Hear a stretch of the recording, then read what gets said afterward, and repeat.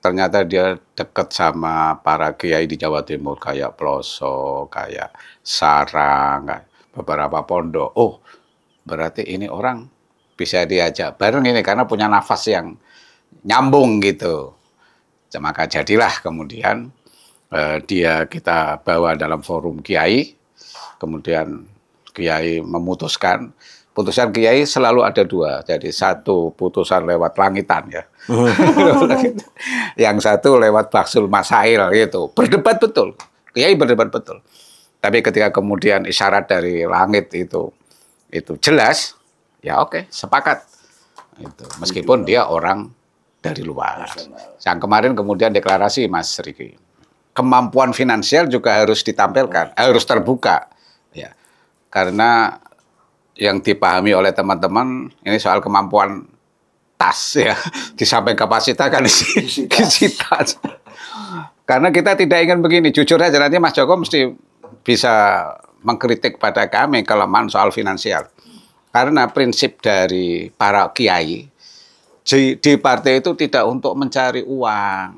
Rebranding. Ini partai yang dianggap partainya orang-orang sepuh gitu, Enggak. Partai lama gitu, harus ada rebranding biar nampak segar gitu. Nampak segar itu banyak hal bisa diraih. Nah, kehadiran orang luar gitu dengan potensinya, pertama networkingnya, segala sumber dayanya, saya kira bisa membantu itu.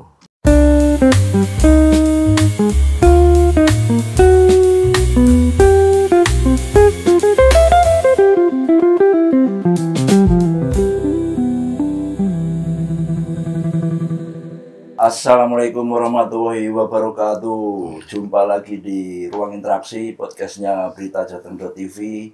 Kali ini kita kasih nama podcastnya para senior. Karena udah hadir di Enggak, senior studio. Itu bahasa lain dari tua. Ya. Udah hadir di studio. Ini Ketua DPW P3 Jawa Tengah Pak Masrohan Samsuri. Ini yang kedua kali Pak. Iya, yang kedua kali. Targetnya mungkin 10 kali ya. 10 kali. Terus ada pengamat politik Unwahas Pak Joko. Mas. Assalamualaikum. Waalaikumsalam. Makasih Pak sudah bergabung nih ngobrol-ngobrol. Nah, ini kita mau ngobrolin menjelang Muktamar ke-10 P3. Nasib P3 ini. Nasib P3. Nanti ke depan mana? Yang tanggalnya sudah dipastikan 27 sampai 29 September di Jakarta. Ya. Nah, ini tensi politik kan mulai memanas nih Pak. Ya. Saya ke Pak Masrohan dulu nih. Kemarin habis deklarasi pasangan Agus Suparmanto dan Gus Yassin sebagai calon ketua umum dan sekretaris. Boleh diceritain nggak? Kasih pencerahan dulu ke netizen ini. Gimana munculnya dua nama itu, Pak? Yang pertama kami senang sekali ini lebih-lebih ketemu sama Mas Joko ini. Yang saya tunggu-tunggu tausiahnya ini. Mas Joko Priatmoko. Ini dalam kesempatan ini semoga saya dapat masukan banyak. Nah, karena kondisi partai kami jujur saja tidak baik-baik saja untuk saat ini. Ya. Dengan tidak masuknya di Parlemen pusat itu menjadi nelangsa partai yang sudah 50 tahun kan Mas, lebih itu 50 tahun berdiri ketika 72 ketika Mas Joko mungkin masih TK itu, masih kecil. Ini belum lahir ini. Ketika usia 50 tahun sekarang P3 kan. Masya Allah ini kondisinya ngelangut banget itu. Ya kita nelangsa betul sehingga ketika kita berproses, ada beberapa pemikiran lah. Ada yang ingin mempertahankan incumbent, ketua lama dengan alasan, coba dong kasih kesempatan lagi gitu ya. Kemudian ada yang kepengen cari yang baru gitu. Ketika di internal itu kita odak-aduk sedemikian rupa, nggak ketemu, ya ada lah. Romi itu sebetulnya kurang apa? Pak Soeharto Mono Arfa kurang apa? Senioritas, kemudian pemikirannya cukup visible. Ya. Tapi masih cukup, masih kurang gitu. Dirasa masih kurang. Akhirnya terpaksa keluar Mas, cari orang dari luar. Ya, yang sedikit banyak punya hubungan. Misalnya Gus Ipul yang menteri apa? Sosial itu dulu pernah di P3 zaman Pak Surya Dharma Ali. Macam-macam saya pada Pak Amran. Pak Amran itu punya sejarah, keluarganya itu dulu ketika partai hanya 3, itu dekat sama P3 di Menteri Pertanian. Iya, yang Amran Sulaiman itu Menteri Pertanian. Itu keluarganya dulu punya sejarah di orang Bugis itu kan. Punya sejarah dengan perjuangan P3. Itu macam-macam. Ini semua kemudian kita dekati nggak ada yang jadi gitu. Nah, yang terakhir lah ketemu si Agus Suparmanto, dulu pernah oleh PKB itu jadi menteri, posisi menteri perdagangan. Itu pakai pintu PKB atau pakai apa rekomendasi dari PKB. Itu artinya, dan dia dekat sekali Mas sama kita lacak ya. Rekomendasi dari P3 apa PKB? Enggak, dulu ketika jadi menteri itu dari PKB. Tapi bukan kader PKB. Dapat rekomendasi gitu aja jadi menteri. Kemudian ketika dekat sama Gus Yassin, karena memang pernah ketemu secara kebatinan, itu punya hubungan baik sama Mbah Maimun almarhum. Itu kemudian dengan Gus Yassin juga bagus, dengan keluarga Sarang itu. Akhirnya mendekat ke P3. P3 butuh gitu, sama ini. P3 butuh, kemudian kita tracking itu sejarahnya dia. Ternyata dia dekat sama para kiai di Jawa Timur, kayak Ploso, kayak Sarang, beberapa pondok. Oh, berarti ini orang bisa diajak bareng ini karena punya nafas yang nyambung gitu. Maka jadilah kemudian dia kita bawa dalam forum kiai, kemudian kiai memutuskan. Putusan kiai selalu ada 2, jadi satu putusan lewat langitan ya, yang satu lewat baksul masail gitu, berdebat betul, kiai berdebat betul. Tapi ketika kemudian isyarat dari langit itu jelas, ya oke, sepakat. Itu meskipun dia orang dari luar. Yang kemarin kemudian deklarasi Mas Riki. Oke, Pak, tapi ini kan agak di luar kebiasaan, mengusulkan 2 nama jadi 1 paket. Gimana ceritanya? Iya, banyak hal yang baru ini, Mas Joko. Yang pertama orang dari luar, yang kedua langsung sistem paket, nah, yang ketiga jujur saja ketika tidak cukup hanya visi misi yang ditampilkan, tetapi kemampuan finansial juga harus ditampilkan, harus terbuka, ya, karena yang dipahami oleh teman-teman ini soal kemampuan tas ya, di samping kapasitas kan disita. Karena kita tidak ingin begini, jujur aja nanti Mas Joko mesti bisa mengkritik pada kami kelemahan soal finansial. Karena prinsip dari para kiai di partai itu tidak untuk mencari uang, itu klise kelihatannya, tetapi itu masih menjadi pedoman, jangan untuk cari uang. Kalau dapat uang-uang sedikit wajar, oke lah. Memang kerja itu. Tetapi kalau kemudian menjadi kaya raya, gitu, bojone siji tambah loro, ngono misal dan seterusnya, mobil 1 tambah 5, itu menjadi sesuatu yang secara akhlak berpolitik itu jelek sekali.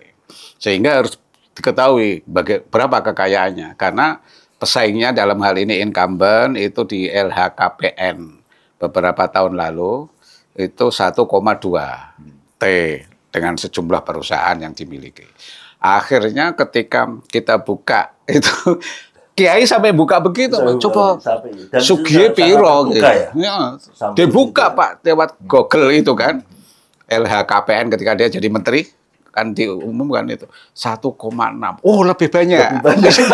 Artinya itu wah, ini lebih menjanjikan. Di samping memang sejauh ini dari penelusuran kami ke kalangan pesantren itu dia lomo Pak. Datang, bantu pesantren, bantu gedung, bantu fasilitas yang dibutuhkan.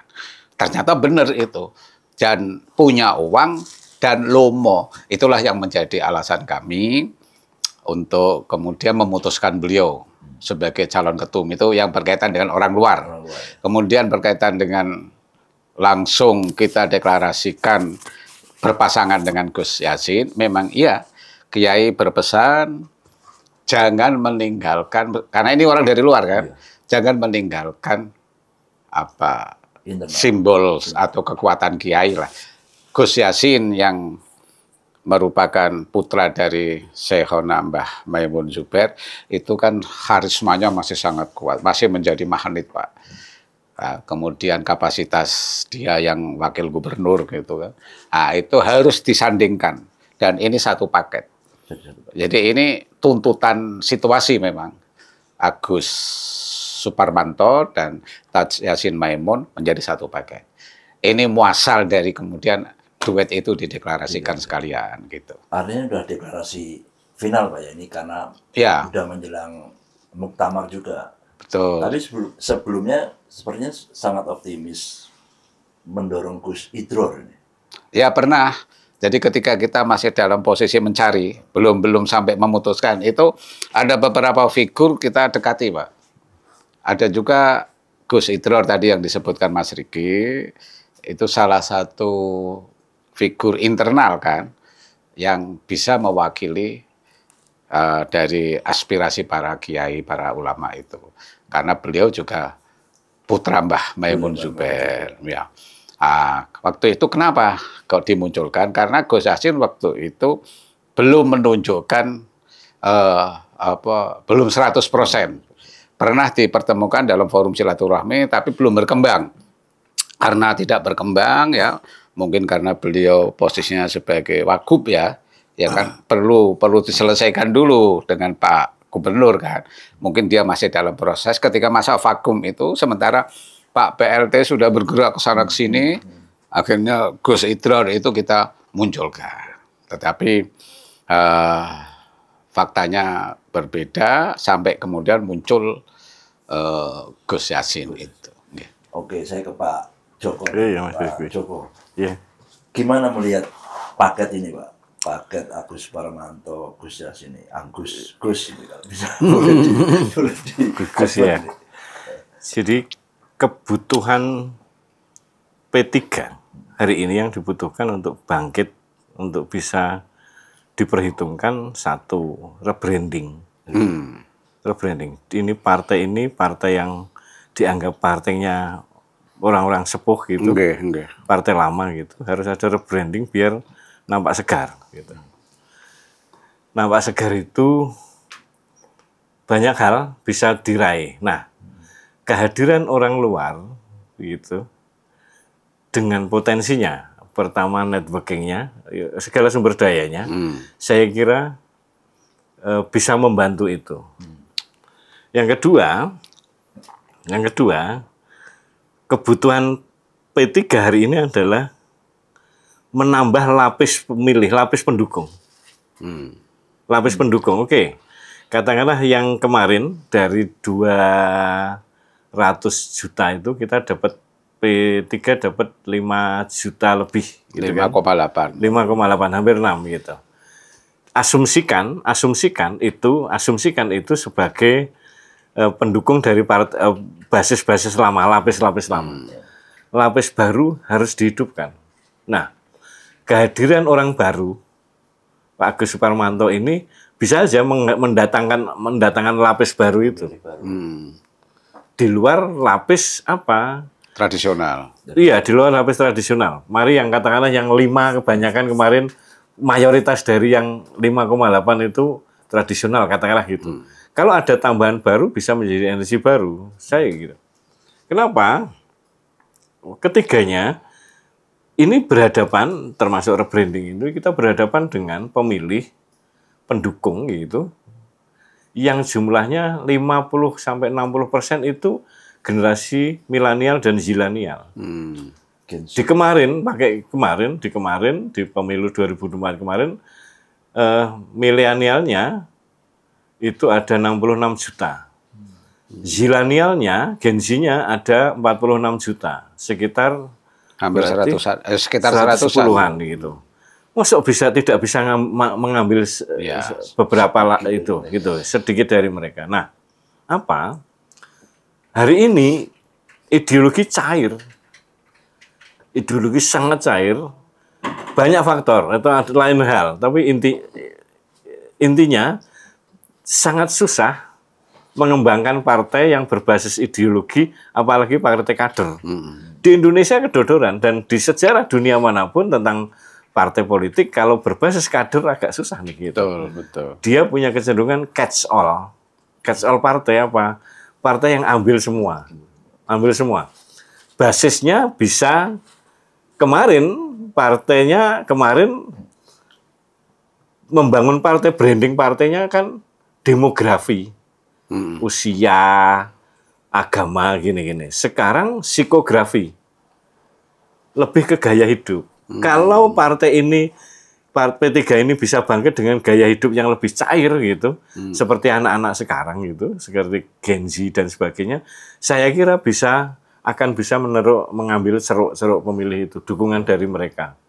Tentu saja, yang terpenting kemudian kompatibel dengan aspirasi mereka. Anak-anak sekarang, Gen Z itu misalnya, satu kolaboratif. Kolaboratif. Kedua, dia independen tanpa batas. Mari kita lihat demo kemarin misalnya. Diaspora bekerja. Anak orang kaya, bukan kan? Dari kelompok, misalnya kita personifikasinya si Irwandi itu. Ferry Irwandi. Ferry Irwandi. Ferry Irwandi. Mapan lah gitu. Bisa bergerak. Nah, gaya-gaya semacam begitu menjadi penting gitu. Di luar gaya lain. Karena bagi saya misalnya Gen Z yang digarap kan ada, menurut saya Gen Z ada 4 kategori. Ada anak-anak yang berisik gitu. Anak-anak yang berisik betul itu. Kritis itu, tapi dia punya harapan tanpa batas. Tapi ada Gen Z yang sekarang sadar terhadap kemampuan uang bisa membeli akses. Apa? Mohon maaf, yang jadi pemilih, yang jadi DPR muda, pemula itu usia 21, 24 itu, mesti anaknya pejabat X, politisi X gitu, jaksa X, hakim gitu. Di level-level itu, di daerah maupun di pusat. Di Jawa Tengah itu saya menemukan yang generasi Z, milenial, itu hanya 3 kok. Yang pemilih orang baru itu. Satu yang dari Kudus itu ada tukang ojek yang terpilih itu. Ya. Dari Kendal ada yang bakul buah bekas parkir itu. Masuk Demokrat. Dari Kabupaten Pekalongan ada bakul pindang, anaknya bakul pindang. Di luar itu paling tidak putrane kepala desa bla bla bla bla bla gitu. Di Jawa Tengah misalnya yang terpilih itu juga yang pemilih muda itu zilenial itu kan putrane dari DPR itu kan sama, DPR provinsi juga sama. Nah, kelompok ini harus digarap. Ini punya segmen-segmen tersendiri. Nah, segmennya terlalu banyak. Mereka tidak hanya itu gaya hidup. Gaya hidup jadi penting, psikografi itu. Mari gini. Fair hari ini lihat akun resminya dari partai. Akun resmi dari partai. Kalau mau tanya misalnya Pak Mas Rukan, pakai bahasa-bahasa zilenial hari ini ya Demokrat, Gerindra. Istilah FOMO, istilah velocity, itu orang-orang lain kedodoran, partai lain kedodoran. Nah, contoh ini sekedar contoh aja. Gerindra itu bagus, dialognya sama Gen Z menarik sekali itu. Nah, ini belum terlambat. Kalau itu bisa digarap, engagement itu digarap, kemudian relate antara ide-ide partai dengan kecenderungan dan gayanya anak-anak zilenial, saya kira ke depan dia bisa menjadi pilihan ini menarik. Ya. Jadi betul, saya menjadikan salah satu alasan ke Pak Agus Suparmanto ini dengan pemikiran Mas Joko ini, bahwa menjadi daya tarik Iya, anak-anak kalangan itu tadi. Dan ini tidak bisa dilakukan atau sulit dilakukan oleh generasi-generasi elit P3 yang di pusat. Elit politika yang di pusat itu pemikirannya masih konservatif, tidak mau dikritik aja nggak mau, apalagi suruh mendekati anak-anak ini ya, atau apalagi anak-anak menurut bahasanya Mas Gen Z. Korea Mas apa ya Mas Pacul ya, aku tertarik sekali. Itu bagi P3 satu ceruk yang tidak bisa didekati. Dulu Romi itu pernah Mas ya, ketika dia ketua umum, kemudian ada ini pakai sorban itu agak lumayan itu Mas. Itu banyak orang kemudian menggunakan ini kan. Ya seolah-olah kayak si ini pejuang-pejuang Palestina itu kan pakai sorban yang itu kotak-kotak kecil itu.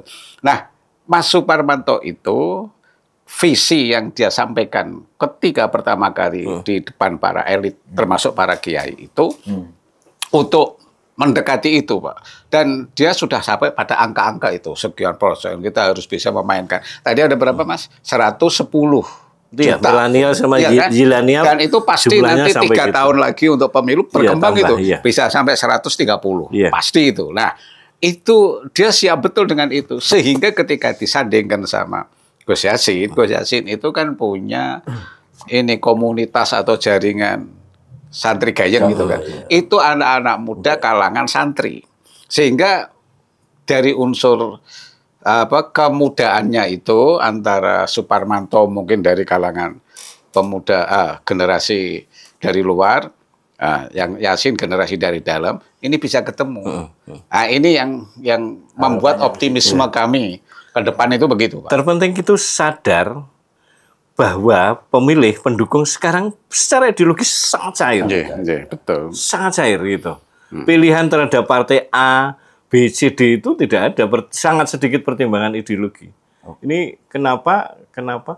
Ini saya riset, saya survei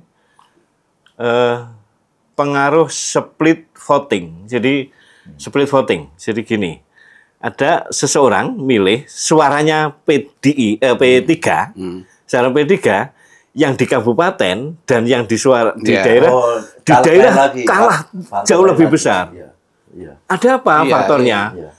Faktornya kalau faktor aktivitas politik nggak banyak. Tapi jujur, yang lain ada namanya identitas partai identity sangat sedikit sekali, tidak lebih dari 6%. Dan ini yang terjadi P3 di 2024. Yes, gitu.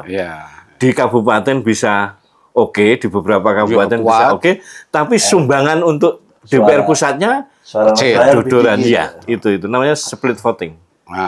Nah, ya jadi mungkin admin medsosnya paling nggak anak muda lah.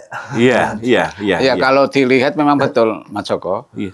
Partai-partai yang masuk parlemen pusat, kalau nggak salah ada 8 apa 9 itu partai, itu suara pusat jauh di atas suara daerah.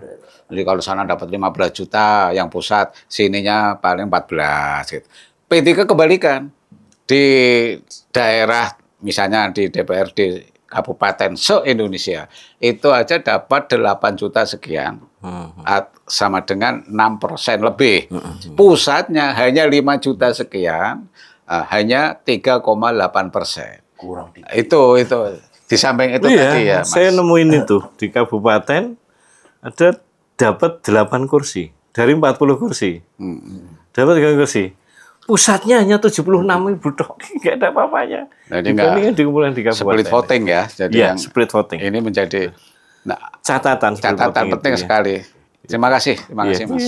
Ya, Pak Joko. Berarti sosok ideal ketua umum P3 nanti kira-kira seperti apa? Harapannya adalah bisa menarik ceruk baru. Itu tadi. Ceruk baru ini gimana? Tetapi tentu saja ideologinya nggak hilang betul karena ada lapis lama, pemilih lama. Ada tokoh-tokoh lama yang saya kira harus ada penerimaan dari tokoh lama. Jadi tokoh yang bisa diterima oleh pimpinan lama gitu, tokoh-tokoh lama itu, tetapi dia juga bisa berpotensi menarik minat, menarik simpati, menarik pemilih ceruk baru itu. Gitu. Nah, apalagi menarik nih, Nek siapa? Pak Agus Suparmanto. Saya kira baru kali ini ya ada P3 dipimpin oleh orang dengan nama Jawa gitu ya. Oh, tapi enggak PLT, yang PLT sekarang. Oh iya. Baru-baru ini. Iya. Oke. Pak Mas Ruan, di deklarasi kemarin juga ada usulan perubahan ADRT ini. Berarti ini apakah sebagai langkah untuk memuluskan Pak Agus juga karena nantinya tidak sekedar itu. Produk ADART hasil muktamar 5 tahun yang lalu yang mestinya diberlakukan pada saat ini itu sudah kadaluarsa sebetulnya. Jadi yang pertama itu banyak hal-hal yang tidak bisa menampung misalnya datangnya orang dari luar. Padahal kita membutuhkan itu. Lebih-lebih ke tadi Mas Joko mengkritik itu soal ideologi itu menjadi cair. Sehingga kita tidak harus mempertahankan kader asli 100% didikan P3, internal P3. Tidak harus gitu. Ketika ini kita tidak bisa menemukan figur yang sesuai dengan pasar, permintaan pasar. Ya kenapa tidak dari luar? Harus kita tarik. ADART ini menutup itu sehingga harus kita rubah. Demikian juga dengan hal-hal lain. Misalnya begini. Rantainya itu terlalu panjang berkaitan dengan rekomendasi pilkada misalnya ya, itu dari cabang harus banyak langsung ke pusat. Meskipun ADART-nya itu sebetulnya harus ada rekomendasi dari wilayah gitu, jadi biar tahapannya itu jelas. Tetapi ini ya di samping kemampuan atau kebijakan DPP yang tidak jelas itu, sehingga banyak Pak dari pedalaman Papua misalnya Mas, langsung ke DPP ke Jakarta, ya, atau dari daerah mana, kabupaten mana di Jawa Tengah bisa langsung ke Jakarta. DPP hanya nggak punya kemampuan yang bisa merubah atau mendorong atau menolak. Kami di wilayah nggak bisa begitu untuk pilkada kabupaten ini. Wah, kalau pusat sudah begini sudah, itu nggak benar itu. Makanya nanti dalam anggaran dasar yang akan kita rubah itu kewenangan DPP dari bawah harus ke DPW dulu, dari cabang ke DPW. Kewenangan DPW itu kuat, baru nanti kita sampaikan ke pusat. Dan ini kan butuh perubahan. Demikian juga dengan pengkaderan. Pengkaderan itu kalau sifatnya didatangkan dalam satu ruangan, kader-kader itu kemudian dicekoi dengan ideologi sejarah keemasan P3 misalnya, kan nggak masuk itu. Apalagi yang milenial dan milenial dan sebagainya, nggak masuk itu. Kalau dulu kan ada itu Mas. Kita kalau mau kampanye itu dikasih kotri, air yang bisa sakti gitu kan, ditembak nggak apa-apa gitu misalnya, kan nggak cocok itu sekarang gitu. Kan mesti harus dikasih satu pemahaman pemikiran. Ayo kita diskusi gitu. Nah, ini semua butuh perubahan ADART. Jadi kalau ADART dalam muktamar sekarang ini misalnya dirubah, harus diperlakukan saat itu juga, bukan untuk 5 tahun yang lalu yang akan datang. Karena suasana sudah berubah lagi. Begitu, Bos. Nah, ini Pak. Tapi katanya dukungan di Jawa Tengah terpecah. Karena ada klaim juga nih dari sekretaris DPW. Nah, itu ada biasa. 20 DPC yang mendukung incumbent Pak Mardiono. Ya, gimana Pak? Ya, itu selalu ada. Klaim-klaim itu selalu ada. Tetapi ketika kemarin pada hari apa? Senin ya? Senin kemarin kami deklarasi dihadiri oleh Gus Yassin karena kebetulan berbagi tugas sama Mas Agus. Mas Agus di daerah Sumatera waktu itu untuk hal yang sama. Dihadiri oleh 31 cabang. Dari 35. Dia membawa bukti. Ada bukti surat pernyataan dukungan tertulis. Yang ditandatangani oleh ketua dan sekretaris. Distempel cabang. Itu artinya bahwa dukungan kami legal, resmi itu. Kalau klaim-klaim nggak apa-apa lah. Biar rame aja nggak apa-apa. Pak Joko, ini kan muncul apa ya, ada deklarasi juga 33 DPW kayaknya mendukung incumbent.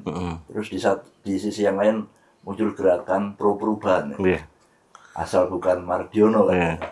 Gimana Pak? Melihat? ATM ya, bukan ABM, ATM. Asal tidak Mardiono. Oh, asal tidak Mardiono. ATM jadi. Ini ATM ya. Siapapun yang terpilih, tantangan ke depan adalah konsolidasi internal. Sejarah P3 yang kemarin gagal lolos itu kan diwarnai oleh konflik-konflik sejak Haji Naru gitu, sejak tahun 70-an. Terus Pak Mono Arfa gitu, Jan Farid itu. Sampai dipecat ya Pak Mono Sampai Arfa dipecat ya, itu. Sampai kemarin kan.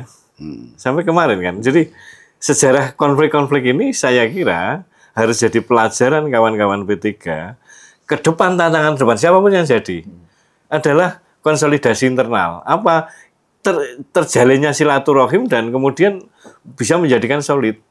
Konsolidasi jadi penting. Untuk meraih suara. Iya, iya. Karena sejarah banyak orang berpikir paling banyak faktor yang dilihat orang luar sana dan itu kelihatannya nyata adalah konflik yang berulang-ulang itu yang kemudian orang bilang ini gini gitu. Artinya kalau besok bisa mengintegrasikan, bisa ngeyomi semua kelompok, enggak, soal kompetisi kan dinamis toh itu.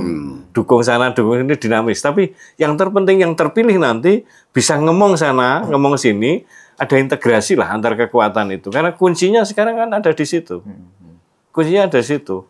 Partai yang enggak solid ya, kita tahu lah. Beberapa partai yang enggak solid ya tentu saja pecah-pecahan kayak gitu suaranya juga turun gitu. Nah ini menjadi penting bagi saya karena kemarin betul-betul faktor yang paling dominan mempengaruhi suara agak turun adalah rangkaian sejarah konflik di P3 ini. Gitu. Makanya kalau bisa ini jangan solid, jangan konflik dong. Solid, gitu. Ya dan ketua umum baru tentunya punya agenda, punya tugas ya, punya PR. Mengembalikan ke Senayan. Iya, gitu. Oh. Ukurannya gitu kan, ukurannya tetap ke Senayan dong. Ya. Kerja politik ukurannya ke Senayan gitu. Konkret. Iya, itu yang paling konkret itu. Kalau yang lain bisa macam-macam kan, gitu. Tapi konkretnya adalah kinerja elektoral. Kalau kinerja elektoralnya bagus, oke. Nah, ke depan tentu saja konsolidasi itu dalam rangka secara praktisnya ya dalam rangka mengkapitalisasi potensi gitu sehingga elektoralnya menjadi keren kira-kira gitu. Nah, tapi saya penasaran nih Pak Joko. Sebenarnya yang kemarin membuat P3 tidak masuk Senayan itu apa? Lebih karena kesalahan strategi, salah pemilihan caleg segala macam atau ada invisible hand yang dikerjai atau bagaimana? Pertama, ada analisis namanya antropologi visual. Antropologi visual. Ya. Nomor sekian itu, nomor berapa kemarin? Nomor 17 atau berapa ya? Saya itu lupa itu. Yang sederhana saja. Nama kajian antropologi sosial. Iya. Nek nomor kecil, mesti menjadi sorotan orang dulu. Oh iya nih, kalau nomor sepatu ini agak ya. Oh, kedodoran. Demokrat itu kurang apa? Iya. Di nomor 14. 14. Iya, tetapi effortnya tinggi untuk dapat suara semacam begini gitu, sekarang gitu. Iya, itu problem. Itu problem. Ya. Pertama itu, saya agak nggak setuju Wah, kalau yang dapat nomor 1 ya seneng dong gitu. Karena ini terkait habit kita sehari-hari kita. Saya pernah riset tuh. Apalagi orang-orang ya Mas, orang-orang non sewu awam ya, orang-orang itu biasanya yang begitu dibuka itu yang biasanya awal-awal. Iya, itu problem. Nah, faktor yang kedua tentu saja soal strategi ya. Strategi bisa macam-macam itu. Bisa siapa yang dipilih, tokohnya kayak apa gitu. Kemampuannya seperti apa, bagaimana bisa mengkapitalisasi dukungan. Terus pola tandemnya. Tandem menjadi penting. Jadi pola kerjasama antara daerah sama pusat kayak apa? Karena split voting tadi, problem utamanya sebenarnya adalah pola tandemnya, pola kerjasamanya antara DPR pusat dan DPR daerah kurang solid. Ya betul. Kurang solid. Nah, jadi masalah nanti akan solid gimana? Lah kalau DPR nanti DPR bukan nanti dibuat pemilu lokal dan pemilu pusat di tengah-tengah ini baru kelihatan. Ya, Kalau dipisah Iya. saya termasuk setuju itu. Saya termasuk setuju. Iya. Pilek pusat sendiri, Iya. pilek daerah Iya. sendiri. Iya. Daerah sendiri. Karena jujur saja kemarin betul Mas Joko, ada dan tidak sedikit ini yang membuat suara di daerah P3 itu kalah lebih tinggi daripada yang pusat. Jadi di daerah kabupaten, caleg kabupaten dan provinsi milih caleg sendiri, caleg P3 kan maksudnya kan. Pusatnya tidak. Dudasnya milih caleg. Iya, karena Partai buktinya lain. suaranya yang pusat kan lebih sedikit. Itu bisa bermacam-macam tadi. Iya. Cara mengelola manajemen Kerjasamanya, pengelolaan iya. kerjasamanya itu. Dan itu memang menjadi tanggung jawab pimpinan partai. Gitu. Kalau pimpinan partai menjadi semacam konduktor untuk sebuah orkestrasi, kan ketuanya. Pusat berarti ketua umum, wilayah itu ketua, misalnya saya di Jawa Tengah itu adalah tanggung jawab saya. Selisih kami dengan kabupaten tidak banyak. Jadi kalau di provinsi itu hampir 1.980.000 sekian, kalau di kabupaten se-Jawa Tengah itu hanya 1 juta sekian. Sedikit, karena kami punya koordinasi sejak awal, Pak. Kami melakukan pemetaan ya, pemetaan wilayah, kemudian caleg-caleg kita terus saja untuk dikonsolidasi sedemikian rupa. Terus saja itu, Pak. Sementara yang dari pusat kemarin itu ada drop-dropan caleg mendadak, Mas. Jadi di detik-detik terakhir ada sekian nama. Ada yang purnawirawan dari berbagai angkatan ada, Mas. Masuk, kemudian kita fasilitasi, kita temukan antar caleg pusat, provinsi, dan kabupaten. Setelah itu, yang mestinya kita harus berdarah-darah oleh caleg kabupaten dan provinsi, caleg dari pusat dihubungi aja sulit. Iya betul ini. Ini terjadi di Jawa Tengah saja, ada di beberapa dapil. Gitu, sehingga kita mestinya hanya ada dua caleg yang lolos ke RI, tapi kan kemudian tidak dilantik. Tapi kalau koordinasi itu bagus, kita mempertahankan 4 caleg pusat itu sebetulnya mampu. Itu, Bos. Itu faktor yang keempat itu tentu saja ya, kemampuan finansial kan penting ya. Gitu kan. P3 kesan itu ada masalah lah gitu. Saya kira Logistiknya terbatas. Betul sekali. Iya. Iya, ngeri itu. Kita kan nggak punya ini, Mas ya. Saya paham lah partai-partai lain itu kasnya, bendaharanya itu banyak. Uang itu sudah disiapkan sejak habis pemilu. Jadi partai sebelah, saya tahu persis itu, ketika begitu dilantik jadi DPR, dia diambil sekian. Untuk kas nanti untuk 5 tahun ke depan yang bisa membantu untuk dana saksi, atribut, dan sebagainya. Dan itu untuk semua tingkatan yang di kabupaten. P3 itu nggak terjadi. Kita itu lebih kepada menitik beratkan yang anggota dewan. Udahlah, kamu sekian. Gaji kamu berapa? Misalnya total ada, misalnya ini ada 50. Ya udah, 10 diambil untuk dapil. Nah, itu semua untuk kegiatan saat itu juga. Karena di cabang nggak punya kas. Jadi habis uangnya. Oh, di cabang nggak punya, wilayah juga nggak punya. Syukur kita dibantu ini oleh Pak Gub. Kemarin kita halu-halu di sini ya sama Pak Gub untuk ditambahi banpol. Insya Allah ditambahin. Oh, ditambahin. Makasih Pak Lutfi, makasih Pak Gub. Nah, kita hanya mengandalkan itu. Kan nggak benar itu. Seharusnya itu ada saving untuk 5 tahun ke depan yang didapatkan per bulan, per tahun gitu. P3 enggak. Jadi kemarin itu dropping dana dari pusat mendadak sekali. Ini sekian bendera, ini dan yang lain. Untuk dana saksi juga yang sudah detik-detik terakhir itu belum tidak bisa terpenuhi 100% karena kemampuannya. Gitu, Bos. Politik itu membuat gelembungnya sendiri.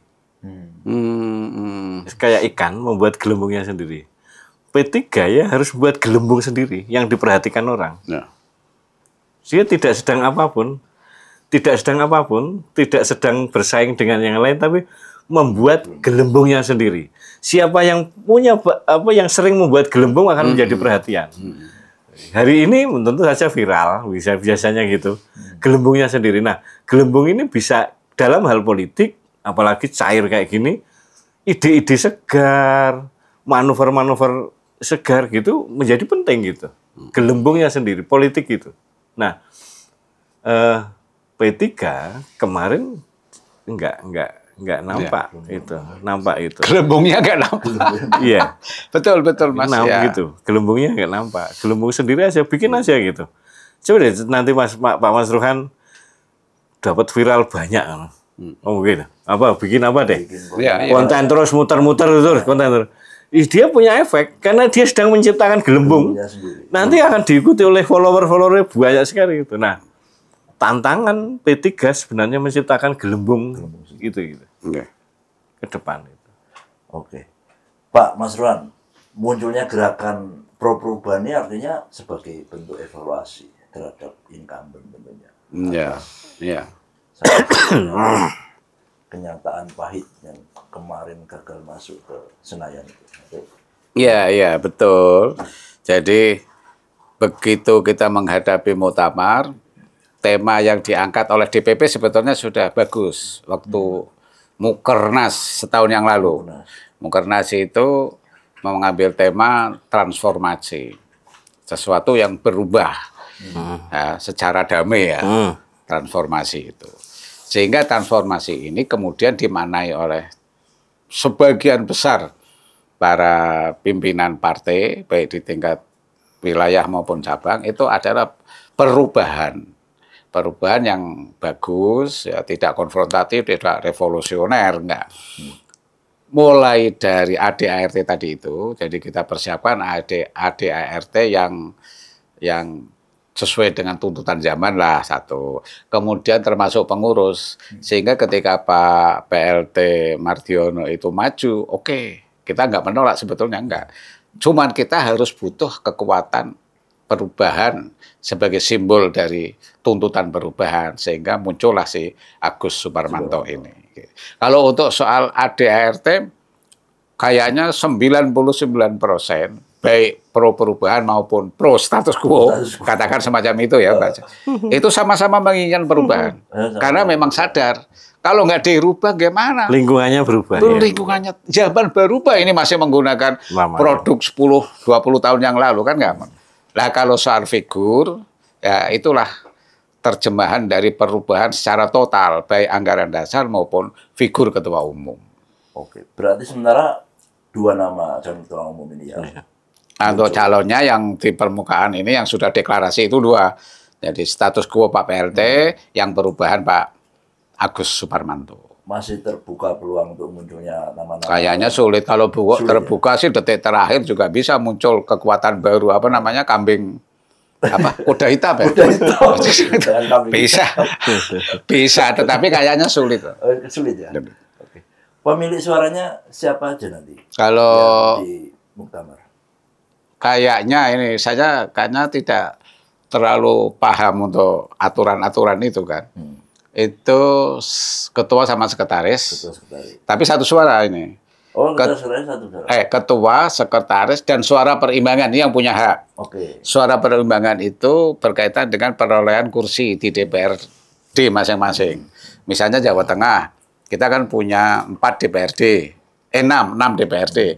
Itu dapat 1 tambahan. Jadi yang 4 kursi sampai 6 kursi di DPRD itu dapat 1 suara peserta tambahan. 6 sampai berapa? 8 atau 9 berarti tambah ada 1 lagi berarti 2 dan seterusnya gitu. Kalau hanya dapat 3 kayak Kendal itu dapat Mas. Kendal itu dapat tambahan 1 karena 6 kursi gitu. Nah, itu berarti ketua, sekretaris plus peserta tambahan itu. Nah, inilah yang nanti memilih 1 nama tapi bobotnya 3 gitu. Jadi misalnya nih, saya kan nanti milih itu ketua, sekretaris, dan 1 namanya suara perimbangan dari hasil dewan itu kan, karena 6 kursi. Nah, 3 suara ini nanti saya nyoblos dalam pencoblosan itu ada tiga coblosan tapi satu nama. Ya misalnya Pak Agus Yasin ya, Agus sampai 3 kali. Sampai 3 kali. Oke. Nah, dengan munculnya 2 nama ini Pak yang kuat lah. Nanti kira-kira petanya seperti apa?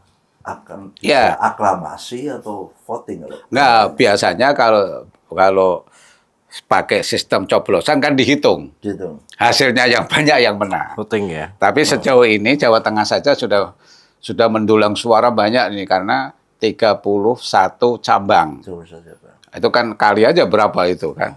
Jepara misalnya itu nanti ketua sekretaris sama 3 kali perimbangan karena dia suaranya 10 kursi kalau nggak salah.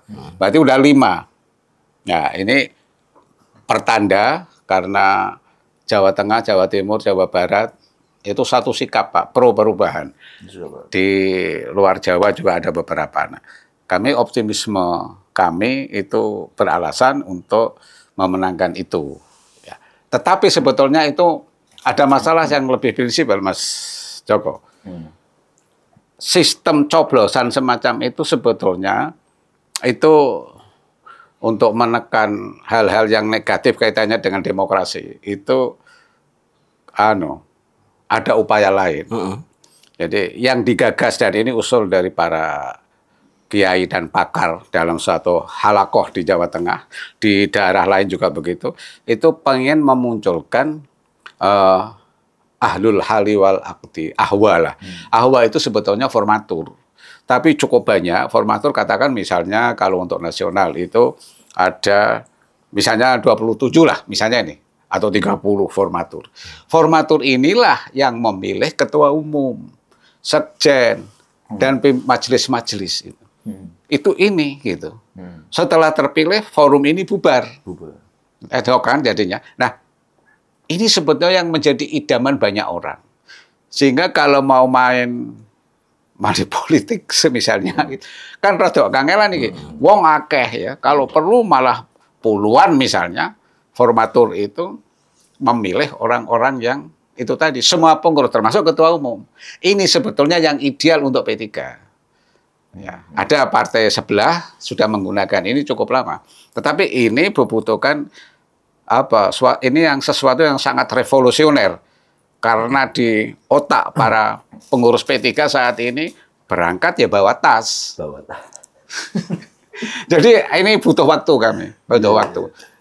Oke, Pak Joko, ini sebenarnya gimana sih posisi dan pengaruh tokoh-tokoh lokal dalam nantinya perhelatan muktamar ini seperti kiai misalnya? Gini ya, kalau perubahan, Pak Mas Burhan itu tadi bilang transformasi. Sebenarnya perubahan ada 3. Namanya transformasi itu perubahan alamiah itu. Terus ada namanya replacement. Ganti kabeh. Total ya? Total. Itu ya kalau bahasa gerakan sosial ya revolusi gitu. Tapi ada transplacement, gabungan antara ini. Nah, cara ini menurut saya yang transplacement itu tidak alamiah. Ada orang baru gitu, transplacement ini akan bagus, punya harapan, gitu. Artinya tokoh-tokoh lokal juga betul-betul diperhitungkan, itu suaranya dihitung, mungkin juga diberi tempat lah, gitu. Jadi orang baru jangan sekali-sekali berani meninggalkan tokoh lama, gitu. Jadi namanya transplacement. Berarti kalau kami yang sekarang terjadi mengajukan si Agus, kemudian duet sama kader sendiri. Itu transforman ya, maksudnya. Transplacement, ya. Gitu. Ya, okay. Arahnya sana. Yang lama terpelihara gitu. Terus ada segmen, ada baru yang ditarget gitu. Kira-kira gitu. Oke. Kira-kira nanti dampak muktamar ini terhadap posisi P3 di pemerintahan Pak Prabowo ini seperti apa nanti? Semua kursi, semua hari ini semua partai kecuali PDI sudah di tangan Pak Prabowo kan? Ya. Gitu kan? Betul. Nasdem? Saya lihat begitu.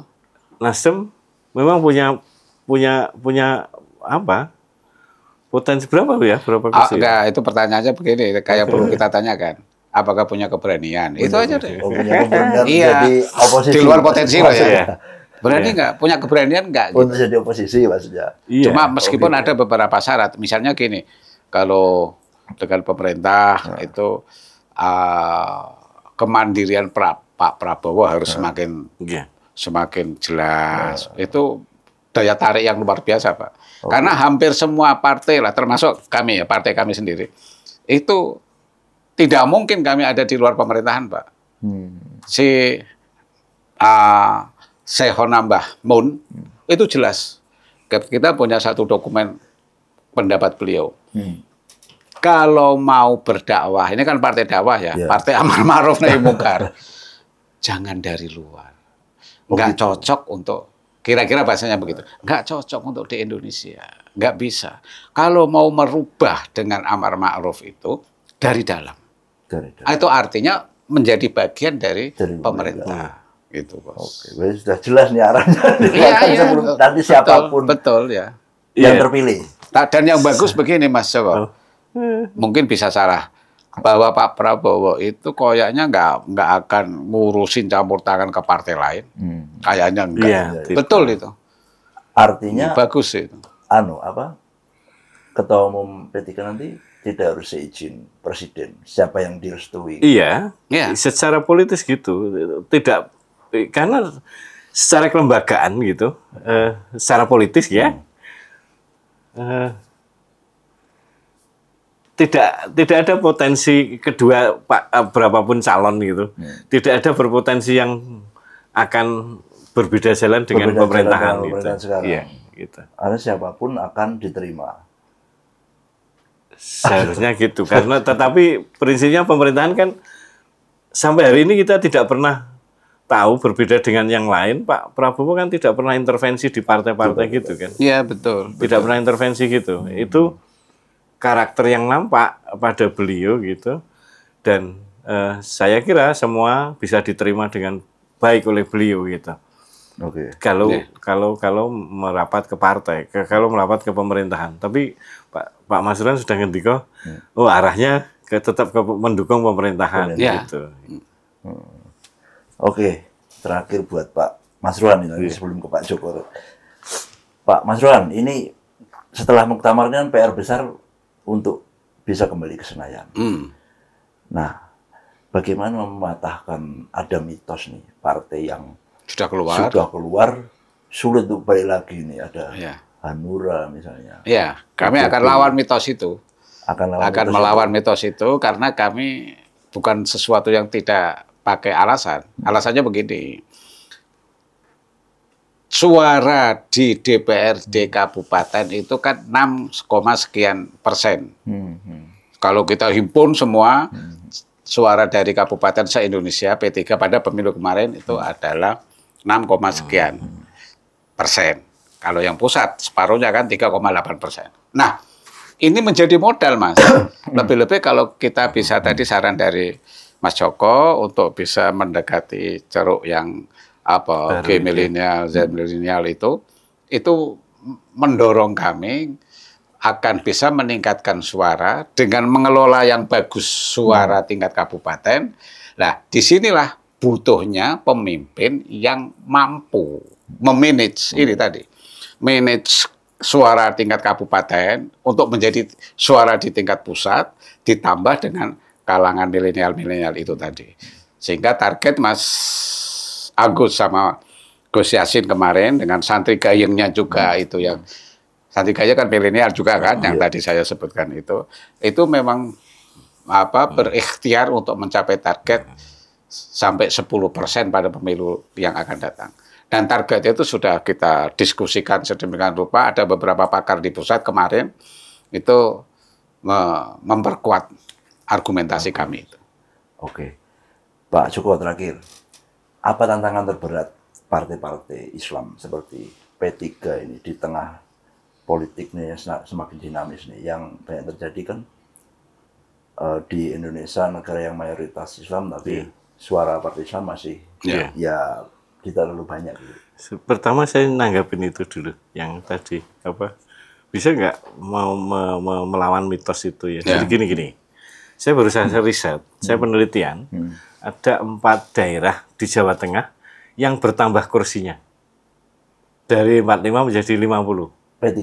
Semua Bukan Kendal. keseluruhan. Oh, keseluruhan. Sejateng itu 35 kabupaten itu ada Kendal, ada Sragen, ada Purbalingga, terus satu mana ya? Karena bertambahnya cuma penduduk ini. Bertambahnya Ya. jumlah penduduk. Cilacap kayaknya, Mas. Bukan. Di sini kok. Dari 45 kursi menjadi Boyolali. 50. Yang satu Boyolali. Boyolali ya. Dek gitu.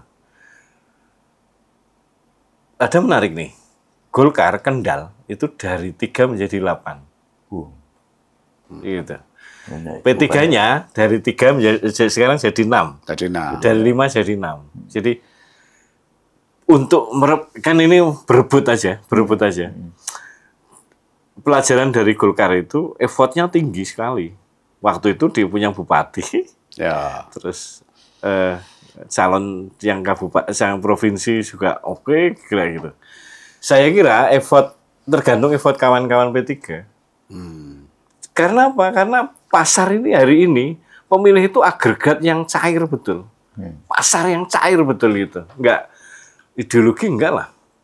Sama sekali enggak lah gitu. Riset saya tentang split voting faktor terbesar 96% faktor money politik. money politik. Bukan ideologi, bukan identifikasi partai, bukan aktivitas politik. Kalau ada 3 variabelnya itu gitu. 96%, ngeri kan? Ngeri kan? Iya, iya. Itu ini dasar. Nah, itu. Kembali ke pertanyaan Mas Rifki apa tadi? Tantangan terbesar partai Islam. P3. Iya, ada transformasi menjadi catch all. Berarti partai yang ambil semua, tetapi tidak kehilangan jati dirinya itu. Catch all. Partai dimanapun yang menang ya catch all, ambil semua. Partai catch all, ambil semua gitu. Nah, ini butuh rekrutmen yang menarik. Rekrutmen caleg, rekrutmen itu harus menarik gitu. Harus menjadi menarik. Kalau rekrutmennya kelompok tertentu ya sudah, dia sedang menipiskan harapan, dia Hanya di mesti segmen gitu. Nah sekarang variasinya banyak. Misalnya anak muda ya, misalnya Gen Z aja. Di mata saya Gen Z itu berlapis-lapis kok, nggak satu kawan-kawan yang noise yang suka bikin. Tapi ada yang lain yang punya voice gitu. Betul loh, Gen Z saja variatif. Kalau saya bilang kemarin, ada yang sadar, Gen Z ya, ada yang sadar uang bisa membeli kekuasaan. Ada yang sadar dengan keterbatasannya, dia bergerak. Ada yang sadar relasinya di luar, dari diaspora, dia bisa membuat perubahan. Tapi ada yang tidak sadar terhadap potensi dirinya gitu. Misalnya ada 4 kelompok itu gitu. Nah, pemilih-pemilih juga banyak variasinya, banyak seru-seru gitu. Di tingkat Gen Z saja variatif, di tingkat milenial variatif. Nah, itu yang saya kira harus digarap. Berubah pelan-pelan, tidak kehilangan identitas, tapi berubah pelan menjadi catch all. Kuncinya di mana? Kuncinya di rekrutmen pendukung. Nah, sehingga kaderisasi nggak gaya lama, diajari sejarah partai gini-gini, ya nggak bisa lah. Ya. Diajarilah membuat konten kreator yang bagus, terus kreatif apa deh. Langsung ke Coba deh. prakteknya. Mulai dari pemberdayaan usaha kecil deh. Ayo, P3 sekali-kali bikin kewirausahaan apa yang bisa digarap di tingkat lokal. Ekonomi kreatif Ekonomi itu, kreatif ya. itu. Anak-anak muda itu ini yang kurang sebetulnya. Padahal pemerintah itu sebetulnya sudah membuat ini prioritas ya. Saya dengar dari itu Mas Iya. Sandi itu waktu Sandiaga Uno itu. Ayo silakan Gitu. pakai ini. Kalau dia bisa main di luar itu, bukan di pengajian tok ya. Ya. Ini hidup dunia ini juga diperlukan. Coba deh main nih usaha kecil-kecil gitu kan juga keren. Ya. Oke. Ya. Catch all. Kuncinya Catch all. sekarang menjadi catch all party. Pelan-pelan harus menjadi catch all party, tetapi tidak kehilangan identitas sebagai partai yang dakwah itu. Ya. Gitu kan. Jati diri masih, tetapi program-programnya itu Lebih variatif. cocok. Itu cocok dengan pasar. Iya. Ya, betul. Oke, menarik sekali obrolannya Pak Mas Rohan, Mas Joko, makasih ya. Mas Riki. Pokoknya di podcast Ruang Interaksi ini. Iya. Dan kita akan jumpa lagi di podcast Ruang Interaksi berikutnya. Wassalamualaikum warahmatullahi wabarakatuh.